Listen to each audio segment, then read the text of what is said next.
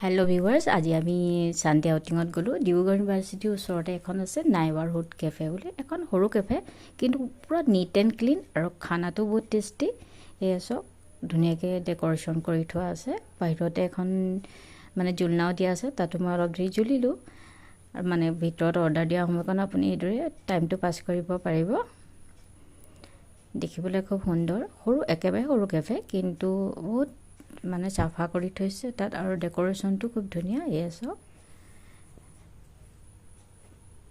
দেখিলে আপোনালোকৰ ভাল লাগিব।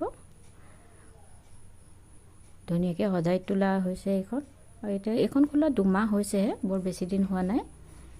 গতিকে তেওঁলোকে হয়তো ইয়াত ওপৰত খোলাৰ কথা ক'লে নেক্সট তেওঁলোকে। আৰু ইয়াত চাওক, আপোনালোকে প্ৰাইচ লিষ্টখন বা মেনুখন দেখিলেই গম পাব কিমান সস্তা।